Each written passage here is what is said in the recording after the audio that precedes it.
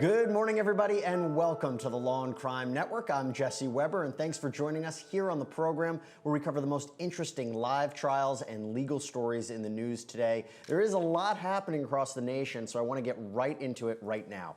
Let's focus, though, right now, if we can, on the Robert Kraft case. What a hearing it was to determine if this video will be allowed into evidence. One of the key witnesses was Detective Andrew Sharp, the lead investigator in this case, who helped obtain this warrant to get those secret cameras in there. Let's see how he did when he testified. Now, Ann, I get the whole thing about the warrant, and we're going to get into that. So what are they trying to get at here with the defense? What are they trying to argue here in terms of pulling Kraft over right after he visits the spa? What are they trying to argue here? Well, I think it's a couple of things. One is that there's missteps really at every step, and this was one of them. And the second was with respect to basically subterfuge and trying to pull him over for something really minor when it's really to establish his identity in connection with this kind of sting operation. This whole thing, this hearing is like, the pretrial hearing of the century du jour, right? I mean, they're basically going after everything they can to win right now and stop the prospects of the trial. Yeah, I get it. And there is some good arguments. I just got to ask you, though, is there anything illegal about stopping Kraft and saying, hey, we're pulling you over because you went past this stop sign, when in reality we've been tracking you from this spa? We've been looking at this based upon prostitution. Is there anything wrong about that? There's nothing wrong with that. I mean, and the police can use subterfuge, of course, like I said before. They can basically say, and it sounds like he did commit that infraction. So they can pull him over, and they don't need true probable cause. I mean, it's basically an infraction. It's not a criminal matter when they pulled him over. And you talk about this. We've also saw it in the larger context. The way they got those cameras into that spa was faking a bomb threat, clearing everybody out, getting those cameras in. Is there anything illegal about that? Is there anything improper about that? Is that a constitutional violation? Well, I think it could be, but they were within their rights under the sneak and peek delayed notice law that basically says you can break and enter in a way, and you can use subterfuge to go in, plant cameras, and then wait and see and expose a crime. But what's the standard? You need probable cause to do that. And what is that really? So our viewers are listening. Is they're saying they have to know that there's human trafficking or prostitution going on? What evidence do they have to show? I mean, what is the standard? I remember when I was a brand new prosecutor, the judge asked me that. He said, Ms. Bremner, what is probable cause? And I went, I don't know. Something that sounds good in movies. But it basically means that it would be a belief in the mind of a reasonable officer that a crime has been committed and it's been committed by this person. And so was that present here? That's really a question that's going to be addressed in terms of the legality of the warrant. But that's what's required for probable cause. Does it hurt their case that this human trafficking, not the prostitution, but the human trafficking element of this is not so strong? Yeah, especially when they said it was strong and then they backtracked on it, because misleading a judge in a search warrant is something that can lead to suppression of the warrant and evidence. And human trafficking, they talk about domicile, they talk about what a big problem it is, and that's something that catches the public imagination and the imagination of judges, because we are very cognizant about human trafficking and we want to make sure it doesn't occur. It wasn't occurring here. But they said in the beginning, or believed in the beginning, that it was. So in other words, officers can be wrong about something, but as long they have a right to investigate. As long as they had a sense that something was happening, they might be justified. And I'm just breaking down what the defense's arguments might be, so they might not have a lot of weight on that argument. Right, and the fact is, I've defended police officers for decades, and an officer can act on a mistaken belief. I mean, they're not clairvoyant. They don't always know what the future is. They don't know all the facts. And as long as they act reasonably, and then we look with hindsight, we don't use 20/20 vision as to what they do. And so that argument's there, but at the beginning they thought it could be trafficking. They thought the women were living there, etc., and they raised the issue. What about Robert Kraft's rights, his privacy right about going to that spa? Does he have a constitutional right to privacy? Yeah, I think, well, there's a constitutional right to privacy. Most states' constitutions have a constitutional right to privacy, and there's also a common law right to privacy. You bet. It's a really important right for all of us, and for him, and for everybody else in there that was filmed. And those rights have been asserted as well. I want to talk about that after our break, because there was something in the warrant where, was it made clear how they would protect innocent people, people who were just going to get, this kind of massages? And what an undercover operation this is, huh? You know what I mean? But let me ask you this: the important question is, there are people who are just getting, common massages, innocent massages, nothing like that, and the police have to guard against that, right? They have to make sure that they're only investigating the bad people. And so the question is, how do they guard against it? And what you're hearing is about the underwear and it being kept on, and that's one of the things they're looking for. And as soon as they realize that this is just an innocent massage, from yesterday we learned that they quickly turn the cameras off. They go to a different feed. They minimize it so not to look at it. What do you think about that? I don't know, because you're seeing here that she can happen upon it, with anybody else. And so I don't know that they're doing the least intrusive type of acts, to find the evidence against someone like Robert Kraft. And, but then what's the remedy for these folks? Are they going to sue the police for Fourth Amendment violations or First Amendment privacy type violations? The bottom line is law enforcement should not be violating anybody's rights. I think that these people who were videotaped, I think they filed a class action lawsuit. That's right, they did. They did. Right. What do you make of that? Is that they have legitimate grounds?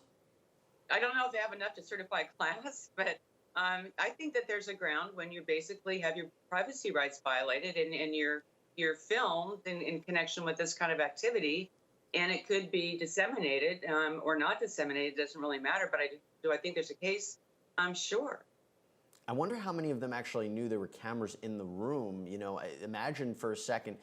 Obviously, they have to realize that there are cameras in the establishment. You walk in, things are videotaped. But the idea of cameras in the room, that's something that's pretty shocking, I would imagine. Yeah, who would have thought?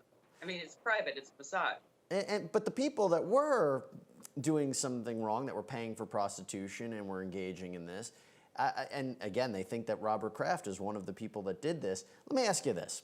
If this video does come in, okay, I don't know the quality of it, but let's say it's grainy or it's, can you fight against this? Even if this video comes in, is it all a matter, can Kraft still fight and say, hey, that's not me on the tape?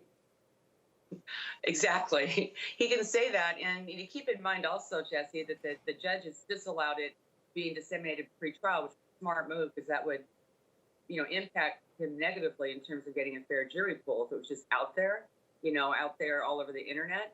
But it may well be that, all of this hue and cry may be about very little. If it's grainy, you can't even identify who it is. It's very similar to the R. Kelly case from years ago. And even if he says it, they'd have to say, well, she wasn't actually performing the act, or do you see me paying money for this act? There's a lot of factors, but again, if they could get this tape out, that would be a big blow to the prosecution's case. Breaking down all the complexities of the Robert Kraft case, one of the biggest issues that happened throughout this case was that the media and the public are fighting to get this video, this alleged surveillance footage of Robert Kraft receiving these illegal sex acts. Now, the judge in his case has put a temporary hold on that and said the tape will not be released until a jury is sworn in, until there's a guilty plea, until there's some sort of conclusion to this trial, because the whole point is if the tape is released beforehand, it's a danger for Robert Kraft that he won't get a fair trial.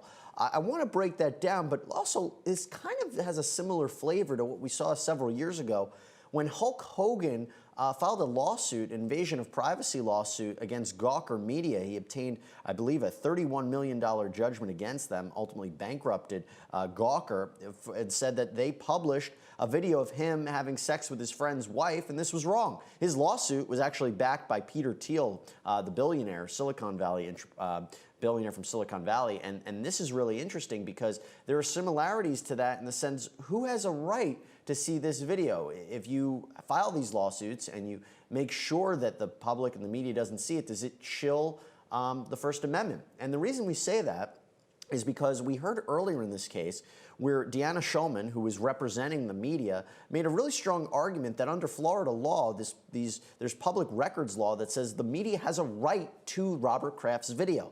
And as we talked about, the judge put a temporary hold on this, but doesn't the media have a right? Don't the public have a need to see this video? You tell me, because we were talking about the Gawker case, and when you had such a big judgment against a company that was basically bankrupted because of that lawsuit, and they were publishing a video that you could say had a very strong public interest, Doesn't this kind of chill First Amendment rights?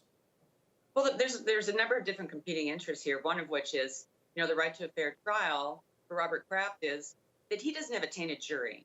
And that's what the judge ruled on already, that his jury is not tainted by evidence, and I can't say the word very well either, that there's prurient interest in this particular tape, that it would basically negatively impact him unfairly with the jury before he's tried.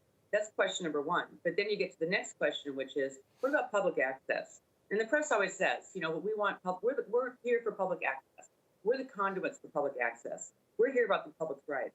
But think about this. You do have sunshine laws and everything else. But when you really look at public access, it's really partly for the accused to have the proceedings scrutinized by the public for fairness. Let's get back to that. If I were defending Robert, you don't just get these tapes, the media or the public. I mean, this is basically my right to have my proceedings, scrutinized for fairness. That's what we're talking about. It really at the bottom and the basis of public access. So then what is their right to see it? I mean, what is our right besides, and look, you think most people are going to be looking at this tape for legal purposes? They'd be looking at the tape because they want to see Robert Kraft allegedly doing what these accused of doing. Yeah. So what's the right to get this tape? Right. It's not a right. I mean, basically, you're talking about constitutional provisions that talk about public access, but also in part deal with the right of the accused too, and guarding the rights of the accused. So do we have a right to just gawk? Speaking of gawker, at this tape? No.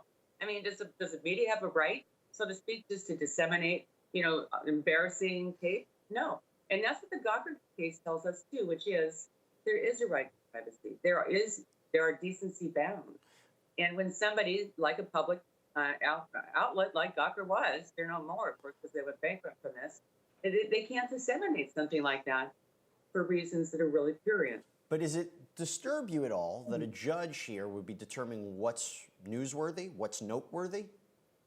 No, because I think that the judge is going to be the gatekeeper in this case and make sure that the rights of Kraft are basically protected. And once we get later in the case, he may well, or she, or whoever's on the case at the time, may well release the tape when there's not the danger of getting into I want to touch upon that right now. That's the thing that I can't. Okay, he's fighting two battles. He's fighting a battle in court, but he's also fighting a battle in public opinion. He is a nationally renowned figure. He is in danger of losing his team. So let me ask you this. Let's say he goes to trial. Let's say a jury is sworn in, and let's say he's found not guilty. The judge made it clear that once a jury is sworn in, that tape might be released. Wouldn't he then be in danger of losing his team if that tape is released? It doesn't even matter what happened in a court of law? Exactly. I mean, it's basically, you win the battle, but you lose the war. And that could be the case. Now, is he going to come up with other arguments about dissemination? He's got great lawyers. He's got a lot of suits out of Washington, D.C. down in that courtroom, defending him. And so they may come up with other arguments on privacy, et cetera. But right now, it hinges on that jury, and that jury is not, potential jurors are not going to see that tape. Let me get this straight. His biggest strategy moving forward, and you tell me if I'm wrong here, if he wants to keep his team, keep his lifestyle, keep his public image, would be to try to push this trial date as far back as possible so that a jury is not sworn in anytime soon, because once a jury is sworn in, then the tape would be released. Would that be the right strategy? Yeah, I mean, the bottom line is I can't think of other really compelling arguments for keeping that tape from dissemination right now. I guess if I sat and thought about it, I could. But right now, they've hit the two top ones, which are suppression, illegality, Fourth Amendment, and then, of course, tainting a jury pool potentially. Down the road, they're going to have to come up with some other arguments, but you might as well delay, because it sounds like from what this judge has ruled, and it'll be this judge until the case is over, that tape may be disseminated if he's acquitted. Yeah, I have a feeling we are all going to see it at some point. And it's the question for everybody if they're going to want to watch it, and then everybody will make their own determination. Ann Bremner, thanks so much for coming on and staying with us for the whole morning. Really appreciate it. I am signing off. Brian Buckmeyer is coming up next. Stay tuned here on Law and Crime.